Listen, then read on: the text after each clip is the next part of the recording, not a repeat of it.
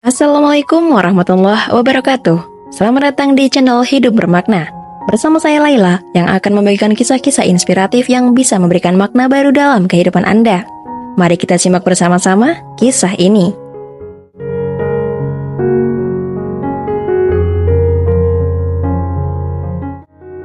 Pagi itu, embun masih menggantung di dedaunan. Angin dingin menusuk, membawa suasana sunyi yang mencekam. Di sebuah rumah kecil di pinggir desa, terdengar suara tangis yang pilu. Maya, seorang bocah berusia 10 tahun, terduduk di samping ranjang tempat ayahnya terbujur kaku. Ia masih memegang erat tangan kasar ayahnya, berharap keajaiban datang. Tapi semua sudah terlambat. Ayahnya telah pergi untuk selamanya. Maya kehilangan sosok yang selama ini menjadi tumpuan hidupnya. Sang ayah adalah seorang buruh tani sederhana. Setiap pagi, ia pergi ke ladang orang lain untuk mencangkul, memanen, atau sekadar menjaga kebun, demi membawa pulang beberapa lembar uang untuk membeli beras. Hidup mereka memang serba pas-pasan, tapi selama ini Maya merasa cukup. Ayahnya selalu berkata, "Kita memang nggak kaya, Maya. Tapi selama kita bisa makan bareng, kita lebih kaya dari banyak orang." Namun kini, kata-kata itu hanya tinggal kenangan. Maya memandangi wajah ayahnya yang tenang. Rasanya seperti mimpi buruk. Baru saja malam sebelumnya, ia sempat bercanda dengan ayahnya. Sang ayah menceritakan kisah masa kecilnya di bawah lampu minyak, sambil sesekali tertawa kecil. Kini, sosok yang penuh kehangatan itu terbujur tanpa nyawa. Ibunya Bulani hanya bisa terduduk lemah di sudut kamar. Air mata tak lagi bisa mengalir. Matanya sembab dan kosong, seakan tak percaya bahwa suaminya benar-benar telah pergi. Sejak pagi buta, tetangga mulai berdatangan. Mereka bergotong royong mengurus jenazah. Suasana rumah semakin ramai, tapi hati Maya terasa semakin hampa. Ketika waktu pemakaman tiba, Maya tak bisa berhenti menggenggam kain kafan yang membungkus tubuh ayahnya. Ia berbisik lirih, "Ayah, jangan tinggalin Maya. Ayah, Maya janji bakal jadi anak baik." Tapi ayahnya tetap diam. Tubuh kecil Maya harus ditarik pelan oleh tetangganya, agar ia melepas kepergian ayahnya ke liang lahat. Setelah kepergian ayahnya, kehidupan Maya dan keluarganya berubah drastis. Ayahnya adalah satu-satunya pencari nafkah dalam keluarga. Ibunya yang hanya seorang ibu rumah tangga, tak punya pekerjaan tetap. Rumah kecil, mereka hanya memiliki perabotan seadanya.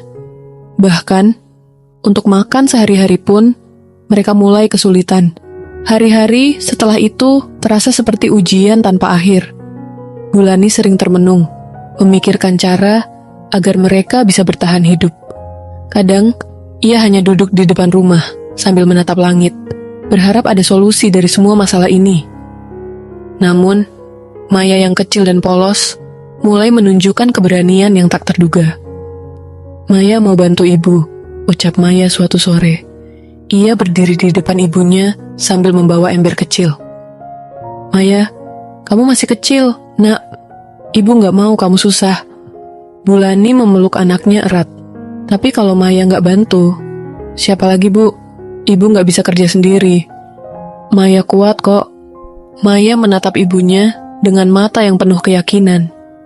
Setelah itu, Maya mulai membantu ibunya mencari cara untuk mendapatkan uang. Mereka menjual kue buatan sederhana yang dibuat dari bahan-bahan yang tersisa di rumah. Setiap pagi, Maya membawa keranjang kecil berisi kue ke sekolah, lalu menjajakannya kepada teman-temannya. Meski sering diejek oleh beberapa anak karena dianggap jualan di sekolah, Maya tetap melakukannya dengan senyum. Namun, menjual kue saja tak cukup. Kadang-kadang, Maya harus menahan lapar di sekolah karena uang yang ia dapat hanya cukup untuk membeli makanan bagi ibunya dan adiknya yang masih balita. Ia berusaha keras menyembunyikan rasa laparnya dengan senyuman.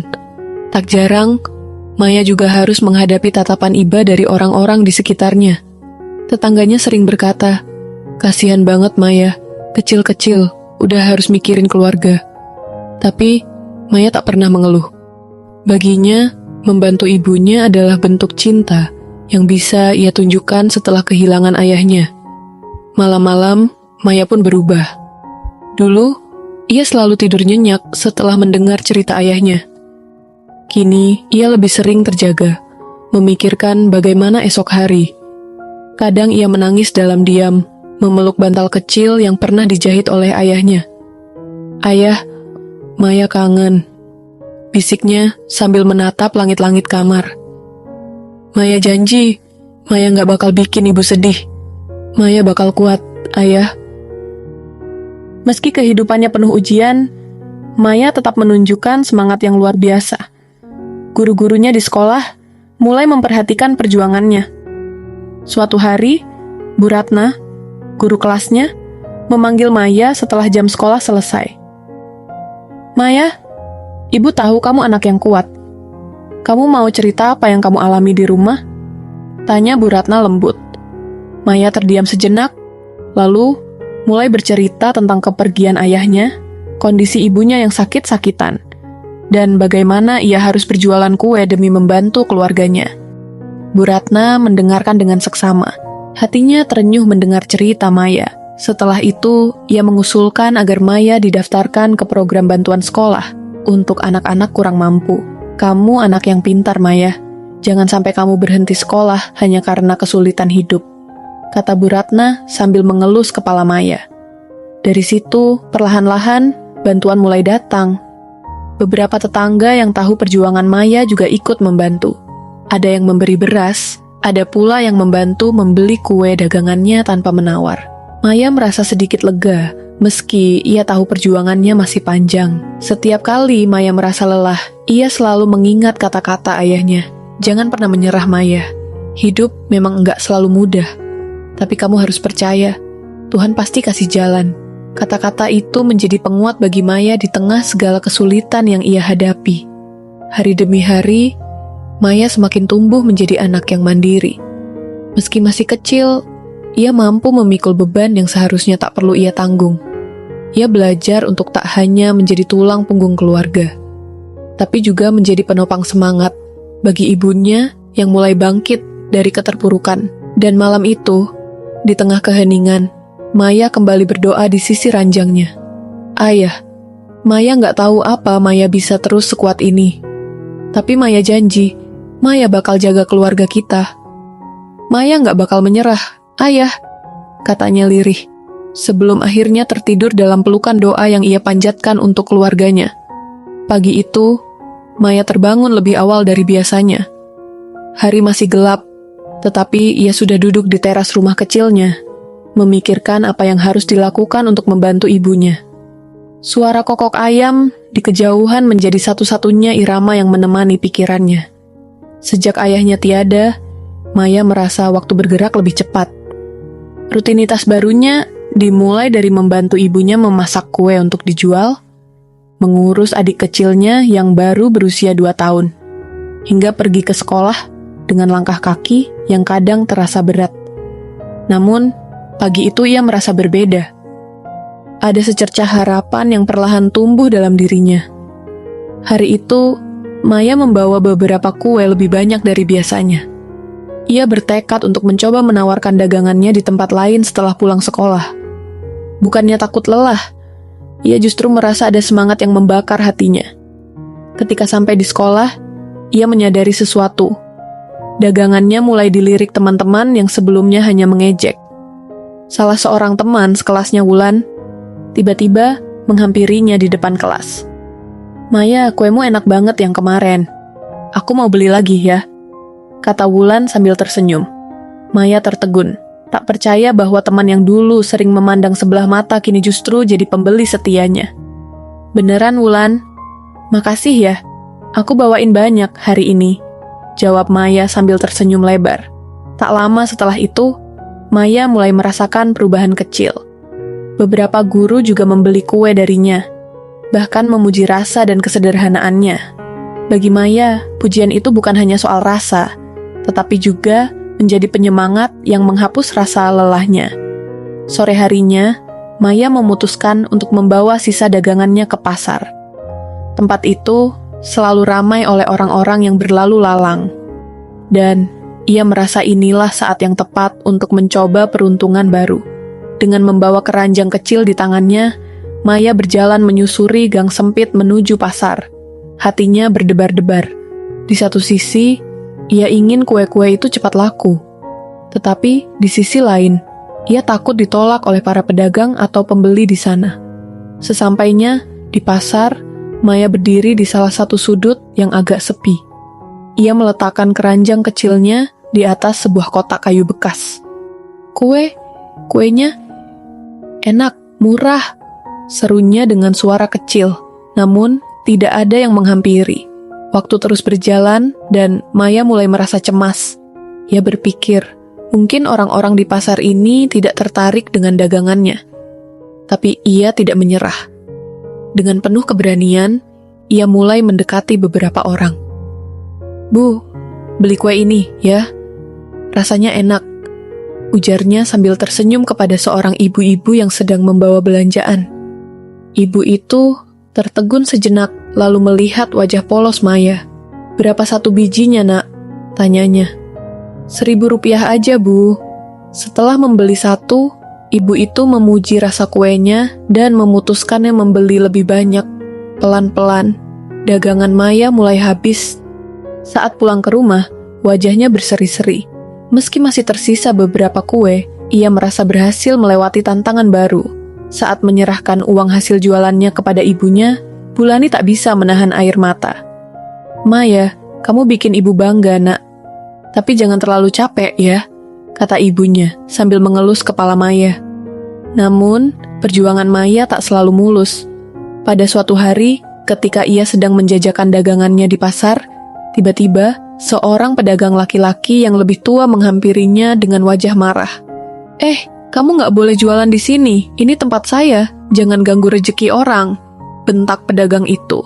Maya terkejut dan hanya bisa diam. Ia tak tahu harus menjawab apa. "Pergi sana. Jangan bikin pelanggan saya kabur," lanjut pedagang itu sambil menunjuk ke arah jalan. Dengan mata berkaca-kaca, Maya mengangkat keranjangnya dan pergi menjauh. Ia berjalan pelan menuju rumah, merasa sangat sedih. Sesampainya di rumah, ia duduk di lantai sambil memeluk lututnya. Tangisnya pecah. "Ibu, Maya cuma mau bantu, tapi kenapa susah banget?" ujarnya sambil menangis di pelukan ibunya. Bulani hanya bisa mengusap punggung anaknya. Ia tahu, Maya telah berusaha sekuat tenaga, tetapi dunia memang seringkali tidak adil, bahkan kepada anak sekecil Maya. "Tuhan pasti lihat perjuangan kamu, Nak. Kamu jangan berhenti ya. Ibu yakin, kamu pasti bisa," kata Bulani sambil tersenyum. Kata-kata itu kembali membakar semangat Maya. Setelah kejadian itu, Maya mulai mencari tempat lain untuk berjualan. Ia mencoba berjualan di sekolah, di gang dekat rumah, bahkan menitipkan kue ke warung kecil milik tetangganya. Meski hasilnya tak selalu besar, ia merasa lebih aman dan nyaman. Di tengah kesibukannya, Maya juga mulai belajar membuat kue-kue baru bersama ibunya. Ia ingin kue yang ia jual lebih bervariasi, sehingga lebih banyak pembeli yang tertarik. Bulani pun mengajari Maya membuat kue lapis, lemper, dan onde-onde. Meski dengan bahan-bahan yang sederhana, malam-malam mereka kini diisi dengan tawa kecil di dapur. Meski lelah, Maya merasa ada kebahagiaan yang tak tergantikan saat melihat ibunya tersenyum. Bagi Maya, itu adalah hadiah terbaik setelah semua perjuangannya. Suatu hari, saat Maya sedang menjual kue di depan rumah, seorang pria dengan pakaian rapi menghampirinya. "Dik, ini jualan sendiri?" tanyanya sambil memandang kue-kue di keranjang Maya. "Iya, Pak. Bapak mau beli?" tanya Maya dengan ramah. Pria itu membeli beberapa kue, lalu memperhatikan Maya dengan saksama. Setelah berbincang sejenak, pria itu ternyata adalah seorang karyawan di sebuah pabrik roti di kota. Ia menawarkan kepada Maya untuk menitipkan kue buatannya di kantin pabrik tersebut. Awalnya Maya ragu. "Beneran bisa, Pak?" tanyanya dengan nada tak percaya. "Bisa, Dik. Saya lihat usaha kamu luar biasa. Kamu pantas dapat kesempatan lebih baik," jawab pria itu dengan yakin. Maya segera menyampaikan kabar itu kepada ibunya. Meski sedikit takut, mereka akhirnya setuju untuk mencoba. Maya mulai membuat lebih banyak kue setiap malam, dibantu ibunya. Setiap pagi, pria tadi akan datang mengambil kue-kue itu untuk dijual di kantin pabrik. Tak disangka, kue Maya laris manis di sana. Uang yang mereka dapat mulai cukup untuk kebutuhan sehari-hari. Bahkan, mereka bisa membeli bahan makanan yang lebih layak.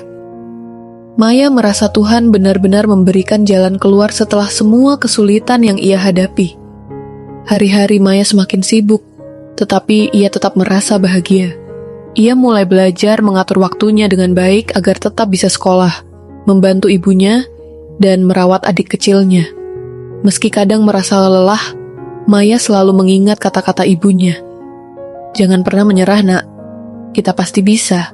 Perjuangan Maya yang tanpa henti kini mulai membuahkan hasil. Ia tak hanya membantu keluarganya bertahan hidup, tetapi juga menjadi inspirasi bagi banyak orang di sekitarnya. Tetangga-tetangga yang dulu hanya menonton dari jauh, kini mulai menghargai kerja keras Maya dan sering memberikan dukungan moral. Meski perjalanan Maya masih panjang, ia merasa yakin bahwa masa depan yang cerah sedang menunggunya. Ia hanya perlu terus melangkah, satu langkah kecil demi satu langkah kecil. Malam itu, Maya sedang sibuk membantu ibunya di dapur. Wajah mereka berdua tampak lelah, tapi semangat untuk membuat kue tidak pernah pudar. Namun, tanpa diduga, listrik di rumah mereka tiba-tiba padam. Suasana berubah menjadi gelap gulita, hanya diterangi lampu minyak kecil yang mulai redup. "Ibu, gimana ini? Adonan kuenya belum selesai?" tanya Maya dengan nada khawatir. Bulani menarik napas panjang. "Mungkin kita lanjut besok pagi aja ya. Sekarang istirahat dulu." Maya tidak ingin menyerah begitu saja. Ia menatap adonan yang belum jadi, lalu berpikir keras. "Ibu, kita pakai lilin aja. Kalau kita tunda, nanti paginya nggak sempat bawa kue ke pabrik," usul Maya. Bulani akhirnya setuju. Dengan lilin yang seadanya, mereka melanjutkan pekerjaan. Malam itu terasa panjang, tapi Maya tetap tersenyum meski peluh bercucuran di wajahnya. Pagi harinya, Maya bergegas membawa kue ke tempat penjemputan. Seperti biasa, ia menunggu pria yang bekerja di pabrik roti datang untuk mengambil dagangannya. Namun, waktu terus berjalan dan pria itu tidak muncul. Hati Maya mulai gelisah. Kenapa dia nggak datang ya? Jangan-jangan ada masalah, pikirnya. Ia memutuskan untuk menunggu lebih lama. Tapi, setelah hampir 2 jam berlalu, Maya menyerah. Dengan langkah gontai, ia membawa kembali keranjangnya yang masih penuh. Sesampainya di rumah, ia langsung menceritakan kejadian itu kepada ibunya. "Bu, kalau kue ini nggak laku, kita rugi besar. Bahan-bahan yang kita pakai mahal," ujar Maya sambil menahan tangis. Bulani berusaha menenangkan Maya. "Sabar, nak. Mungkin Allah sedang mengatur rencana lain untuk kita." Namun, di balik kata-kata tenangnya, Bulani juga merasa cemas. Uang mereka yang tersisa hanya cukup untuk beberapa hari ke depan. Beberapa hari setelah kejadian itu, Maya mencoba menjual sisa kue di sekitar pasar. Di tengah keramaian, ia bertemu seorang perempuan parubaya yang tampak rapi. Perempuan itu menghampirinya dan membeli beberapa kue. "Enak banget, Dik. Kamu bikin sendiri?" tanya perempuan itu setelah mencicipi kue. "Iya, Bu. Saya dan ibu yang bikin," jawab Maya dengan nada rendah hati. Perempuan itu tersenyum hangat. "Kalau boleh tahu, kamu jualan di mana aja? Saya punya teman yang punya kantin di sekolah. Mungkin kamu bisa titip jualan di sana." Maya terkejut mendengar tawaran itu. "Beneran, Bu? Kalau bisa, saya mau banget," jawabnya penuh semangat. "Datang aja ke sekolah ini besok pagi, ya. Nanti saya kenalkan ke teman saya," kata perempuan itu sambil memberikan alamat sekolah yang dimaksud. Maya pulang dengan hati penuh harapan. Ia menceritakan kabar baik itu kepada ibunya, yang langsung tersenyum bahagia. Keesokan harinya, Maya dan ibunya membawa kue ke sekolah yang dimaksud. Sesampainya di sana, mereka disambut oleh perempuan yang Maya temui di pasar.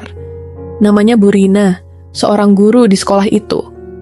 Bu Rina memperkenalkan Maya kepada seorang penjaga kantin, Bu Rosi. Setelah mencicipi kue-kue buatan Maya, Bu Rosi langsung setuju untuk menerima titipan dagangan mereka. "Kuenya enak banget. Saya yakin anak-anak di sini bakal suka, ujar Bu Rosi sambil tersenyum. Maya merasa lega. Kini ia memiliki tempat baru untuk menitipkan dagangannya. Setiap pagi, ia dan ibunya bangun lebih awal untuk membuat kue, lalu mengantarnya ke kantin sekolah sebelum Maya berangkat ke sekolahnya sendiri. Namun, kebahagiaan itu tidak berlangsung lama. Suatu hari, saat Maya sedang pulang dari sekolah, ia mendapati adik kecilnya, Dina, sedang menangis di depan rumah. "Ada apa, Dina?" tanya Maya panik sambil memeluk adiknya. Dina tidak bisa menjelaskan dengan jelas, hanya menangis sambil menunjuk ke arah dapur. Ketika Maya masuk ke dalam, ia melihat ibunya terbaring lemah di lantai. "Ibu!" teriak Maya sambil berlari menghampiri. Ternyata Bulani jatuh sakit karena terlalu lelah. Tubuhnya yang sudah tidak sekuat dulu akhirnya menyerah pada tekanan pekerjaan yang berat. Maya langsung meminta bantuan tetangga untuk membawa ibunya ke puskesmas terdekat. Dokter mengatakan bahwa Bulani harus beristirahat total selama beberapa minggu. Maya merasa bingung. Jika ibunya tidak bisa membantu, siapa yang akan membuat kue? Tanpa berpikir lama, Maya memutuskan untuk mengambil alih semua pekerjaan ibunya. Ia bangun lebih awal dari biasanya untuk membuat kue sendiri. Meski tidak mudah, ia terus berusaha agar kualitas kuenya tetap terjaga. Malam itu, Maya duduk di samping tempat tidur ibunya. Ia menggenggam tangan ibunya yang lemah sambil berkata, "Ibu, Maya janji gak akan nyerah. Ibu istirahat aja, biar Maya yang urus semuanya." Air mata mengalir di pipi Bulani. Ia merasa bersalah karena Maya harus menanggung beban yang begitu besar. Tapi di sisi lain, ia juga merasa bangga melihat keberanian anaknya. Perjuangan Maya tidak sia-sia. Kue-kue buatannya tetap diminati oleh pembeli di kantin sekolah. Bahkan, beberapa guru mulai memesan dalam jumlah besar untuk acara-acara tertentu. Bu Rina, guru yang membantu Maya sebelumnya, juga terus mendukungnya. Ia bahkan mengajarkan Maya cara membuat laporan sederhana untuk mencatat penghasilan dan pengeluaran.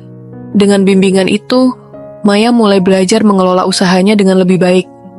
Sementara itu, kondisi Bulani perlahan membaik. Melihat perjuangan Maya, ia merasa semakin termotivasi untuk segera pulih. Namun, ujian terbesar datang ketika kantin sekolah tiba-tiba berhenti menerima dagangan Maya. Alasannya, ada pedagang lain yang menawarkan kue serupa dengan harga lebih murah. Maya merasa sangat terpukul. "Ibu, kita harus gimana sekarang?" tanyanya dengan suara bergetar. Bulani mencoba menenangkan Maya. "Kita nggak boleh menyerah, nak. Kalau satu pintu tertutup, pasti ada pintu lain yang terbuka." Maya pun kembali berjuang. Ia mulai menjual kue secara langsung ke rumah-rumah tetangga. Meski harus berjalan jauh setiap hari, ia tetap melakukannya dengan penuh semangat. Di tengah perjalanan, Maya bertemu dengan seorang pemilik toko kue kecil. Setelah mencicipi kue buatan Maya, pemilik toko itu menawarkan kerjasama. Maya bisa menitipkan kuenya di toko tersebut, dan pemilik toko akan membaginya hasil penjualan. Kesempatan ini menjadi titik balik bagi Maya. Dengan bantuan pemilik toko, penjualan kue mereka meningkat pesat. Bahkan, mereka mulai menerima pesanan dari luar kota. Hidup Maya dan keluarganya perlahan berubah. Meski perjalanan mereka masih panjang, Maya merasa yakin bahwa ia bisa melewati semua rintangan dengan kerja keras dan doa. Sejak kue buatan Maya diterima di toko kue kecil itu, kehidupannya mulai berubah. Peluang yang sebelumnya terasa tertutup perlahan-lahan terbuka. Kini, setiap pagi Maya tak hanya sibuk membuat kue, tetapi juga mengemasnya dengan lebih rapi karena pemilik toko meminta agar tampilannya lebih menarik. Namun, tantangan baru pun muncul. Permintaan kue semakin banyak, sementara waktu dan tenaga Maya tetap terbatas.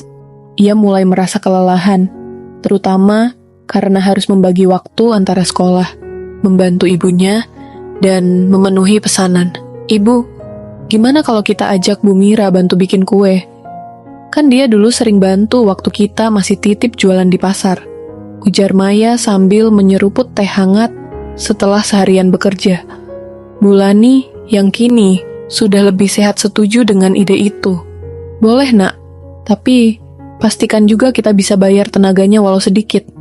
Jangan sampai kita ngasih janji kosong. Maya segera menemui Bu Mira, tetangga mereka yang memang pernah membantu mereka dulu. Bu Mira dengan senang hati menerima tawaran itu, karena ia sendiri sedang butuh penghasilan tambahan. Mulai saat itu, mereka bekerja bersama setiap pagi, berbagi tugas untuk mempercepat proses produksi. Berkat bantuan Bu Mira, Maya bisa lebih fokus memikirkan strategi untuk meningkatkan penjualan. Ia meminta izin kepada pemilik toko kue untuk membuat selebaran kecil yang bisa disebarkan ke pelanggan. Selebaran itu sederhana, tetapi berisi foto kue buatan Maya dan nomor kontak yang bisa dihubungi untuk pemesanan. Hasilnya di luar dugaan. Beberapa minggu setelah selebaran itu mulai tersebar, Maya mulai menerima pesanan untuk acara ulang tahun, pernikahan, dan pengajian. Bahkan ada pelanggan yang memesan dalam jumlah besar untuk dijual kembali di kantin sekolah lainnya. Bu, lihat ini. Ada yang pesan 200 kotak kue untuk acara pengajian bulan depan, ujar Maya dengan wajah ceria sambil menunjukkan ponselnya kepada Bulani. Bulani terharu melihat perjuangan Maya akhirnya mulai membuahkan hasil. Alhamdulillah nak, ini semua berkat kerja kerasmu. Ibu bangga banget sama kamu, ucapnya sambil memeluk Maya erat. Kehidupan mereka perlahan berubah menjadi lebih baik. Maya berhasil menabung sedikit demi sedikit untuk keperluan sekolah Dina dan juga kebutuhan keluarga lainnya. Bahkan, ia mulai bermimpi untuk mengembangkan usaha kuenya lebih besar. Suatu sore, saat mereka sedang duduk santai di teras rumah, Maya mengungkapkan mimpinya kepada ibunya.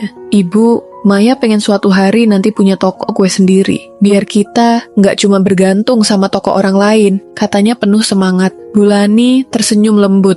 Mimpi itu nggak salah nak. Kalau kita terus berusaha dan doa, pasti Allah kasih jalan. Namun, di tengah perjalanan mereka yang mulai membaik, cobaan kembali datang. Suatu malam, saat Maya sedang menyelesaikan pesanan kue di dapur, ia mendengar suara ribut dari depan rumah. Ia bergegas keluar dan mendapati Bulani sedang berbicara dengan seorang pria yang tak dikenal. Pria itu mengaku sebagai penagih utang almarhum ayah Maya. Rupanya, sebelum meninggal, ayah Maya sempat meminjam uang dalam jumlah besar untuk modal usaha. Meski utang itu sudah lama, pria tersebut tetap menuntut agar keluarga Maya segera melunasinya. Kami nggak punya uang sebanyak itu sekarang, Pak. Tolong beri kami waktu, pinta Bulani dengan suara gemetar. Pria itu hanya menjawab dengan dingin, "Saya kasih waktu sebulan. Kalau enggak, saya bakal ambil barang berharga dari rumah ini."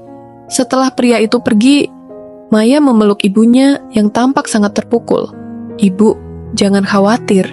Maya akan cari cara buat bayar utang itu," katanya dengan tegas. Maya memutuskan untuk meningkatkan produksi kuenya. Ia dan Bu Mira bekerja hampir tanpa henti setiap hari, menerima semua pesanan yang datang. Maya juga mulai menawarkan kuenya ke tempat-tempat yang lebih besar, seperti hotel kecil dan rumah makan di kota. Meski lelah, Maya tetap bersyukur. Ia percaya bahwa setiap tetes keringatnya adalah jalan menuju kehidupan yang lebih baik. 1 bulan berlalu dengan cepat, dan tenggat waktu yang diberikan oleh penagih utang semakin dekat. Maya terus berjuang, mengerahkan seluruh tenaga untuk memenuhi pesanan kue yang semakin hari semakin banyak. Meski begitu, uang yang terkumpul masih belum cukup untuk melunasi utang ayahnya. Malam itu, Maya duduk termenung di kamar. Ia memandangi kalender di dinding yang menunjukkan hanya tinggal 3 hari sebelum batas waktu pembayaran tiba. Hatinya gundah, tapi ia tahu ia tidak bisa menyerah. "Ibu, besok Maya mau ke kota. Maya dengar ada bazar makanan di alun-alun. Mungkin di sana kita bisa jual lebih banyak kue," ujar Maya kepada ibunya. Bulani menatap Maya dengan penuh kekhawatiran. "Nak, kalau ke kota itu jauh. Kamu sanggup?" Maya tersenyum kecil, meski kelelahan jelas terlihat di wajahnya. "Maya harus sanggup, Bu. Kita nggak punya pilihan lain." Keesokan paginya, Maya berangkat ke kota dengan membawa semua kue yang telah ia dan Bu Mira buat. Ia menaiki angkot selama hampir 2 jam dengan keranjang besar di pangkuannya. Setibanya di alun-alun, tempat itu sudah ramai oleh pedagang dan pengunjung. Maya mencari tempat kosong di sudut bazar dan mulai menggelar dagangannya. Dengan penuh semangat, ia menawarkan kue-kue itu kepada setiap orang yang lewat. "Kue buatan rumah, enak dan murah, Bu. Cobain ya," seru Maya dengan senyuman yang tak pernah pudar. Awalnya, pembeli hanya datang 1-2 orang. Namun, setelah beberapa orang mencicipi kue dan memuji rasanya, pelanggan mulai berdatangan. Bahkan, ada seorang pria yang membeli seluruh stok satu jenis kue untuk acara kantornya. Hari itu, Maya berhasil menjual semua kuenya. Saat menghitung uang hasil penjualan, ia hampir tidak percaya bahwa jumlahnya cukup besar. "Alhamdulillah, Bu. Tinggal sedikit lagi kita bisa lunasin utang," bisik Maya dalam hati dengan mata berkaca-kaca. Hari terakhir pun tiba. Penagih utang datang ke rumah mereka tepat sesuai janji. Pria itu terlihat tidak sabar, sementara Maya dan Bulani berdiri di depan pintu dengan kantong berisi uang di tangan Maya. "Ini, Pak. Uangnya memang belum sepenuhnya lunas, tapi kami sudah hampir memenuhi jumlahnya," ujar Maya sambil menyerahkan uang itu. Penagih itu menghitung uang tersebut dengan cermat, lalu mendongak dengan tatapan dingin. "Masih kurang 200.000. Kalian pikir saya bakal biarkan begitu saja?" katanya dengan nada mengancam. Maya merasa dadanya sesak. Ia menatap ibunya dengan wajah penuh kekhawatiran. Namun, sebelum ia sempat berbicara, suara seorang pria tiba-tiba terdengar dari arah jalan. "Tunggu, Pak. Saya yang akan menanggung sisanya," kata pria itu sambil berjalan mendekat.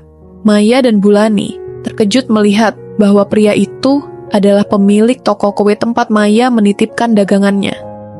"Saya tahu keluarga ini sudah bekerja keras. Mereka nggak layak diperlakukan seperti ini," lanjut pria itu. Penagih utang tampak kesal, tetapi akhirnya ia menerima uang tersebut dan pergi tanpa berkata apa-apa. Setelah situasi mereda, Maya menghampiri pria itu dengan mata berkaca-kaca. "Pak, kenapa Bapak mau bantu kami? Kami bahkan nggak punya apa-apa untuk membalasnya." Pria itu tersenyum. "Karena saya lihat sendiri perjuanganmu, Maya. Kamu adalah anak yang luar biasa. Saya yakin suatu hari nanti kamu akan sukses besar. Anggap ini sebagai dukungan kecil dari saya." Maya dan ibunya menangis haru. Bantuan itu tidak hanya menyelamatkan mereka dari utang, tetapi juga memberikan harapan baru dalam hidup mereka. Setelah kejadian itu, usaha kue Maya semakin berkembang. Dengan sisa uang yang mereka miliki, Maya mulai menabung untuk membeli peralatan kue yang lebih baik. Ia juga mengajukan izin usaha kecil agar usahanya lebih resmi. Kini, setiap pagi, Maya dan ibunya bekerja bersama dengan senyuman. Mereka tidak lagi merasa cemas seperti dulu, karena kehidupan mereka perlahan menjadi lebih stabil. Suatu hari, Maya duduk di depan rumah sambil memandang langit. Ia teringat perjuangannya selama ini. Dari kehilangan ayah hingga berbagai cobaan yang datang bertubi-tubi. Meski lelah, ia merasa bangga karena tidak pernah menyerah. "Ibu, Maya janji nggak akan berhenti di sini. Suatu hari nanti, kita bakal punya toko kue sendiri yang besar dan ramai," katanya dengan penuh keyakinan. Bulani tersenyum sambil mengusap kepala Maya. "Amin. Ibu yakin kamu bisa, Nak. Allah selalu bersama orang-orang yang sabar dan bekerja keras." Perjuangan Maya menjadi pelajaran berharga bahwa setiap cobaan pasti ada hikmahnya. Dengan doa, kerja keras, dan keteguhan hati, semua rintangan bisa dilalui. Kisah Maya membuktikan bahwa meski kehilangan ayahnya, ia mampu menjadi tulang punggung keluarga dan membawa harapan baru bagi masa depan mereka. Tamat.